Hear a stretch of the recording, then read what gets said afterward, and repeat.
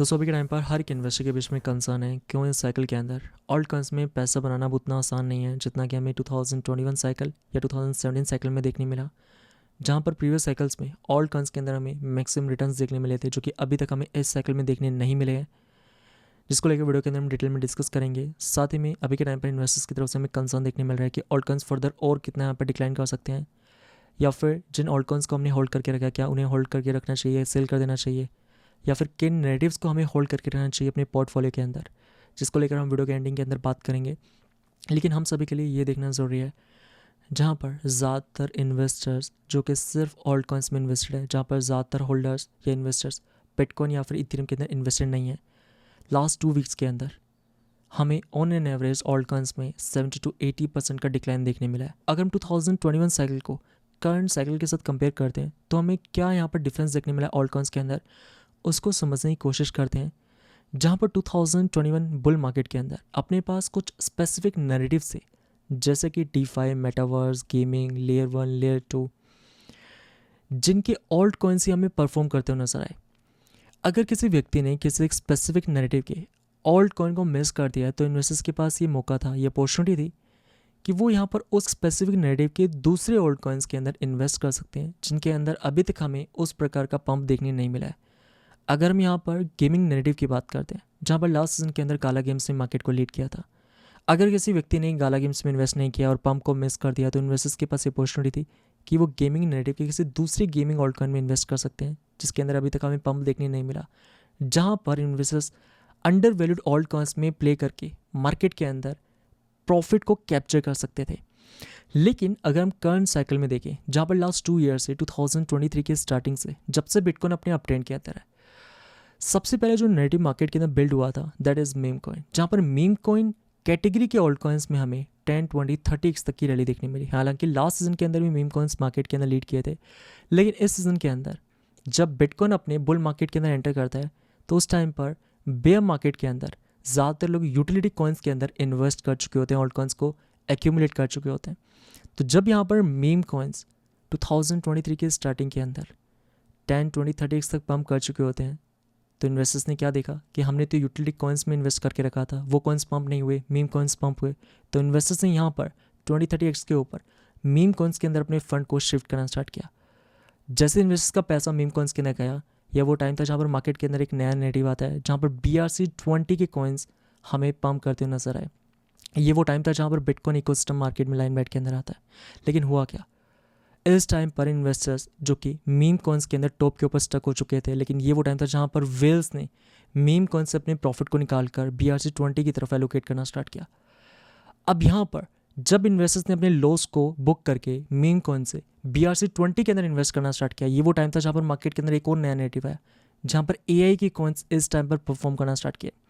जैसे AI coins यहाँ पर पंप करना स्टार्ट किया, उस टाइम पर एक बार फिर से इन्वेस्टर्स उस नैरेटिव के अंदर ट्रैप हो गए टॉप के ऊपर, जहाँ पर वेल्स उन इन्वेस्टर्स को अपने एग्जिट लिक्विडिटी बना चुके थे, जहाँ पर BRC20 के कॉइन्स हमें 90% तक ब्लीड करते हुए नजर आए। इसी प्रकार से अगर हम मीम कॉइन्स में देखें, जहाँ पर इन्वेस्टर्स स्टक हुए वहाँ पर भी इन्वेस्टर्स टॉप के ऊपर वेल्स के एग्जिट लिक्विडिटी बने। अब यहाँ पर AI कॉइन्स के बाद जो नेक्स्ट नैरेटिव मार्केट के अंदर आया वो था मॉड्यूलर चेन। जहाँ पर मॉड्यूलर चेन का कॉन्सेप्ट मार्केट के अंदर आता है तो इस टाइम पर मॉड्यूलर के कॉइन्स जो है वो परफॉर्म करना स्टार्ट किए। अब इस टाइम पर दोस्तों अगर आप देखें तो हो क्या रहा है, लास्ट साइकिल्स में क्या होता था, अगर एक स्पेसिफिक नैरेटिव के कॉइन्स पंप कर रहे हैं तो एक कॉइन उस नैरेटिव का पंप किया, फिर उसी नैरेटिव के दूसरे कॉइन्स हमें पंप करते हुए नजर आए। लेकिन इस साइकिल में क्या हो रहा है, एक नैरेटिव जब लाइमलाइट के अंदर आता है, जब मार्केट के अंदर हर एक इन्वेस्टर उस नैरेटिव में इन्वेस्ट करना स्टार्ट करता है, तब तक मार्केट का नैरेटिव ही चेंज हो जाता है। अब यहाँ पर मॉड्यूलर ब्लॉकचेन्स के बाद मार्केट में जो नेक्स्ट कॉन्सेप्ट आता है वो था पम्प डॉट फंड का, जहाँ पर मार्च 2024 के बाद मिलियंस ऑफ कॉइन्स हर महीने पम्प डॉट फंड के ऊपर यहाँ पर क्रिएट होना स्टार्ट हुए, क्योंकि जब हर एक व्यक्ति खुद का मीम कॉइन यहाँ पर लॉन्च कर सकता है तो हर एक व्यक्ति ने यहाँ पर सोलाना को परचेज करना स्टार्ट किया। बिकॉज पम्प डॉट फंड जो कि सोलाना के ऊपर यहाँ पर क्रिएट किया गया वो प्लेटफॉर्म है जहाँ पर आप सोलाना की हेल्प से मीम कॉइन को यहाँ पर डिप्लॉय कर सकते हैं, क्रिएट कर सकते हैं। अब इस टाइम पर हुआ क्या, जहाँ पर इन्वेस्टर इस टाइम तक AI मीम कॉइन्स मॉड्यूलर के अंदर अपने कॉइन्स को सर्कुलेट कर रहे थे या अपने प्रॉफिट को यहाँ पर शिफ्ट कर रहे थे, इस टाइम तक मार्केट के अंदर पम्प डॉट फंड के आने के बाद जहाँ पर डेली के हज़ारों कॉइन्स लिस्ट हो रहे हैं, हज़ारों कॉइन्स मार्केट के अंदर आ रहे हैं। इन्वेस्टर्स को नहीं पता कौन सा कॉइन मार्केट में चलेगा, कौन सा कॉइन नहीं चलेगा। जब ये सिचुएशन बनना स्टार्ट होती है तो हर एक व्यक्ति क्या करता है, किसी भी कॉइन के अंदर गैम्बलिंग करना स्टार्ट करता है। किसी को नहीं पता कौन सा ऐसा प्रोजेक्ट, कौन सा ऐसा मीम कॉइन होगा पम्प डॉट फंड के ऊपर जो कि नेक्स्ट 100x का प्रॉफिट दे सकता है। तो जब मार्केट के अंदर गैम्बलिंग होना स्टार्ट हुई तो हुआ क्या, मार्केट के अंदर जो पैसा यूटिलिटी कॉइन्स के अंदर था या जो ऑल्ट कॉइन्स के अंदर था, वो पैसा भी यहाँ पर मीम कॉइन्स की तरफ फिर से शिफ्ट होना स्टार्ट हुआ। अब यहाँ पर हाल ही के अंदर देखा गया कि 0.1% लोग जो कि पम्प डॉट फंड के ऊपर पैसा बनाए हैं, बाकी 99.9% लोगों ने अपना पैसा इन प्लेटफॉर्म के ऊपर शिट कॉइन्स में इन्वेस्ट करके लूज़ किया। अब यहाँ पर दोस्तों इन प्लेटफॉर्म का एडवांटेज किन्हें मिला, उन सभी प्रोजेक्ट्स के फाउंडरों को या स्कैमर्स को जिन्होंने इन्वेस्टर्स के साथ स्कैम करके मिलियंस ऑफ डॉलर मार्केट से बाहर निकाले। अब हर एक व्यक्ति तो ये सोचेगा ना कि मुझे उन कॉइन्स में इन्वेस्ट करना है जो कि यहाँ पर 10, 20, 50x तक पंप कर सकते हैं। अब इनसे हो क्या रहा है,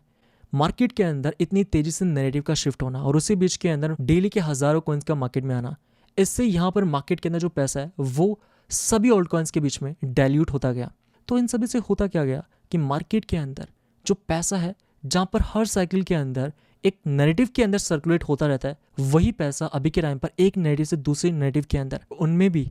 यहाँ पर डेली के जो हज़ारों कॉइन्स आ रहे हैं उन सभी ओल्ड कॉइन्स के बीच में डाइल्यूट होता जा रहा है। अब यहाँ पर इन सबसे मार्केट के ऊपर इसका नेगेटिव इम्पैक्ट किस तरीके से आ रहा है, जहाँ पर पहले होल्डर्स क्या कर रहे थे कि यहाँ पर मार्केट के अंदर स्ट्रॉन्ग ऑल्ट्स में इन्वेस्ट करते थे, उसके फंडामेंटल को देखकर उसमें इन्वेस्ट करते थे। लेकिन अभी के इस साइकिल में क्या हो रहा है कि होल्डर्स को यहाँ पर क्विक प्रॉफिट चाहिए, जहाँ पर होल्डर्स ये नहीं देखते कि वो प्रोजेक्ट क्या कर रहा है। बिकॉज इस साइकिल में अगर देखा जाए तो इन रियलिटी यूटिलिटी कॉइन्स हमें परफॉर्म करते हुए नजर नहीं है। कुछ स्पेसिफिक होल्ड कॉइन्स जैसे कि मैं सोलाना, XRP, कार्डानो की बात करता हूँ लार्ज कैप के अंदर, जिन्होंने परफॉर्म किया। अदरवाइज 90% से ज़्यादा यूटिलिटी कॉइन्स जो कि मार्केट को यहाँ पर अंडर परफॉर्म कर रहे हैं। अब यहाँ पर जब इन्वेस्टर्स की मेंटेलिटी चेंज हुई कि यार यूटिलिटी कॉइन्स में कुछ नहीं हो रहा, तो लोगों ने यहाँ पर शिट कॉइन्स में इन्वेस्ट करके अपनी मनी को लूज करना स्टार्ट किया। बहुत कम होल्डर्स हैं जिन्होंने मार्केट में पैसा बनाया। अब इसके बाद यहाँ पर लोगों ने क्या देखा कि जिन कॉइन्स में हम इन्वेस्ट करें, जिन नेटिव्स में इन्वेस्ट कर रहे हैं, यार उनमें तो पैसा बन ही नहीं रहा। मार्केट में एक और नया नेटिव आ गया रियल वर्ल्ड एसेट का। जब लोगों ने उसमें इन्वेस्ट किया तो मार्केट के अंदर सुई के मीम कॉइन्स या सुई इकोसिस्टम के मीम कॉइन्स परफॉर्म करना स्टार्ट किए। उसके बाद इन्वेस्टर्स ने यहाँ पर उन मीम कॉइन्स को फाइंड करना स्टार्ट किया जो कि यहाँ पर मार्केट में लेयर 1 ब्लॉकचेन के ऊपर सबसे पहले डिप्लॉय किया गया है। अब इससे हो क्या रहा है, अगर किसी व्यक्ति ने AI कॉइन्स में इन्वेस्ट करके रखा, BRC20 कॉइन्स के अंदर इन्वेस्ट करके रखा, तो ये कॉइन्स इस टाइम तक 80-90% तक ब्रीड कर चुके थे, क्योंकि सारा पैसा वहाँ से लोगों ने निकाल कर इन सभी नेटिव में डालना स्टार्ट किया, जहाँ पर एट द एंड वेल्स यहाँ पर हर एक नेटिव के अंदर इन्वेस्टर्स को एग्जिट लिक्विडिटी बनाती गई, क्योंकि मार्केट के अंदर फ्रेश लिक्विडिटी तो है ही नहीं ओल्ड कॉइन्स में। और यहाँ पर लास्ट साइकिल और करंट साइकिल में डिफरेंस इतना है, लास्ट साइकिल में मार्च 2020 के बाद यानी हाविंग ईयर के अंदर ही हमें क्वांटिटेटिव ईजिंग देखने मिल चुकी थी यूएस की तरफ से, लेकिन अभी तक यहाँ पर यूएस की तरफ से हमें क्वांटिटेटिव ईजिंग देखने नहीं मिली है। तो मार्केट के अंदर जो पुराना पैसा है या लिक्विडिटी है ओल्ड कॉइन्स के अंदर, वही लिक्विडिटी यहाँ पर एक नेटिव से दूसरे नेटिव के अंदर जा रही है, जिस वजह से मार्केट के अंदर जब लोग गैम्बलिंग करना स्टार्ट करते हैं, लोग क्विक प्रॉफिट के लिए जाते हैं, तो ओल्ड कॉइन्स के अंदर हमें सेल ऑफ देखने मिलता है। उसके बाद मार्केट के अंदर हमें टेलीग्राम इकोसिस्टम लाइमलाइट के अंदर देखने मिला, जहाँ पर लोगों ने टेलीग्राम इकोसिस्टम के कॉइन्स में इन्वेस्ट करना स्टार्ट किया। अब यहाँ पर 2 से 3 महीने पहले जब यहाँ पर एक और नया नेटिव मार्केट में आता है, जहाँ पर इस बार AI कैटेगरी के अंदर एक नया नेटिव आता है AI एजेंट्स का। अब AI एजेंट्स के कॉइन्स मार्केट के अंदर लिस्ट होना स्टार्ट होते हैं। मार्केट के अंदर AI एजेंट्स के बारे में हर एक व्यक्ति बात करना स्टार्ट करता है। जब यहाँ पर इन्वेस्टर्स ने AI एजेंट्स में इन्वेस्ट किया तो वो कॉइन्स अभी के टाइम पर 90 से 95% तक ब्लीड कर चुके हैं, अपनी वैल्यू को लास्ट 2 महीने में लूज कर चुके हैं। और अभी हाल ही के अंदर अगर हम देखें तो बाइनांस ने अपने एक्सचेंज के ऊपर फर्स्ट DeSci का कॉइन लिस्ट किया, डिसेंट्रलाइज साइंस का, जहाँ पर बायो लिस्टिंग के बाद अभी तक लास्ट 1 महीने के अंदर 95% अपनी वैल्यू लूज कर चुका है। जब बाइनांस ने लिस्ट किया उस टाइम पर हर एक व्यक्ति DeSci के कॉइन्स में इन्वेस्ट करता गया, जो कि अभी के टाइम पर अपने लॉस के ऊपर आ चुके हैं फिर से। और अगर हम लास्ट 1 महीने के अंदर देखते हैं, जहाँ पर इनोग्रेशन से पहले ट्रम्प खुद का मीम कॉइन लॉन्च करते हैं, एक बार फिर से मार्केट के अंदर नैरेटिव चेंज होता है, इन्वेस्टर्स अपने ऑल्ट कॉइन्स को सेल करते हैं, यूटिलिटी कॉइन्स को सेल करते हैं, या जिन नैरेटिव्स के अंदर वो इन्वेस्टेड रहते हैं उन ऑल्ट कॉइन्स को सेल करके वो ट्रम्प कॉइन में इन्वेस्ट करना स्टार्ट करते हैं, ट्रम्प के अंदर हायर लेवल्स के ऊपर इन्वेस्ट करते जाते हैं, जहाँ पर अभी के टाइम पर ट्रम्प ऑल्ट कॉइन अपने लॉस के ऊपर ट्रेड कर रहा है। अब यहाँ पर हुआ क्या, फोमो के अंदर एक बार फिर से इन्वेस्टर्स ट्रैप हुए ट्रम्प कॉइन के अंदर। अब ट्रम्प के अंदर ट्रैप तो हुए ही, साथ ही में इन्वेस्टर्स ने अपने पोर्टफोलियो का मेजर चंक ट्रम्प के बाद मिलीनिया के अंदर लूज किया, जहाँ पर ट्रम्प की वाइफ की मीम कॉइन के अंदर ज़्यादातर इन्वेस्टर्स ने अपने पोर्टफोलियो का मेजर चंक लगाया और अभी के टाइम पर ये दोनों ही मीम कॉइन, ये दोनों ही शिट कॉइन अपने न्यू लोस के ऊपर आ चुके हैं। दोस्तों यहाँ पर जैसा कि वीडियो के स्टार्टिंग में हम डिस्कस कर रहे थे 2021 के साइकिल को अगर हम करंट साइकिल से कंपेयर करते हैं तो इस बार के साइकिल के अंदर हमें क्या डिफरेंस देखने मिल रहा है कि इस साइकिल के अंदर नैरेटिव हर हफ्ते चेंज होते जा रहे हैं। जैसे एक नैरेटिव मार्केट में लाइमलाइट के अंदर आता है, जब इन्वेस्टर्स उस नैरेटिव के अंदर प्रॉफिट बनाने के लिए इन्वेस्ट करते हैं तब तक मार्केट के अंदर एक और नया नैरेटिव आ जाता है। अब जिन नैरेटिव्स के अंदर इन्वेस्टर्स इन्वेस्टेड हैं उन नैरेटिव्स के ऑल्ट कॉइन्स हमें ब्लीड करते हुए नजर आते हैं। मार्केट के अंदर पैसा पहले जितना ही है ऑल्ट कॉइन्स के अंदर, जबकि बिटकॉइन के अंदर फ्रेश मनी हमें आती हुई नजर आ रही है, जिस वजह से बिटकॉइन अपनी न्यू हाइस के ऊपर ट्रेड कर रहा है। जबकि ऑल्ट कॉइन्स के अंदर पहले जितना पैसा और वो पैसा भी यहाँ पर डाइल्यूट होता चला जा रहा है। अब आप इसको इस प्रकार समझने की कोशिश करें कि मार्केट के अंदर 10 बिलियन का पैसा है और मार्केट के अंदर यहाँ पर न्यू नैरेटिव्स आ रहे हैं, न्यू ऑल्ट कॉइन्स डेली के आ रहे हैं। तो 10 बिलियन डॉलर का जो पैसा ऑल्ट कॉइन्स के अंदर यहाँ पर लगा हुआ है वो पैसा यहाँ पर दूसरे ऑल्ट कॉइन्स के अंदर डिस्ट्रीब्यूट होता चला जाएगा। तो इससे हो क्या रहा है, वैल्यूएशन डाइल्यूट होती जा रही है और वैल्यूएशन अगर डाइल्यूट होगी तो इससे यहाँ पर हर एक ऑल्ट कॉइन के ऊपर इंपैक्ट आएगा, जो कि अभी के टाइम पर हम देख रहे हैं। हर एक ऑल्ट कॉइन यहाँ पर ब्लीड कर रहा है मार्केट के अंदर। ऐसा बहुत कम ऑल्ट कॉइन है जो कि बिटकॉइन को आउट परफॉर्म कर रहे हैं,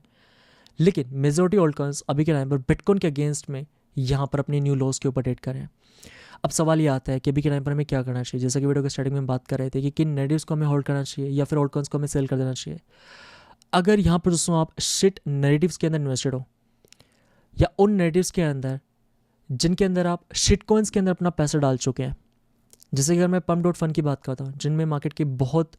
कॉइन्स के अंदर ज़्यादातर लोग ट्रैप हुए हैं, जिनके अंदर वॉल्यूम नहीं है, जिनकी कोई यूटिलिटी नहीं है, बस आपने ये देखकर उन कॉइन्स पे इन्वेस्ट किया कि मार्केट के अंदर कुछ लोग इस प्रोजेक्ट के बारे में बात कर रहे हैं। अगर आप स्ट्रॉन्ग नैरेटिव्स के अंदर भी इन्वेस्टेड हो, फॉर एग्जांपल अगर हम एआई की बात करते हैं या फिर अगर हम उन नैरेटिव्स की बात करते हैं जिन नैरेटिव्स के ऑल्ट कॉइन्स यहाँ पर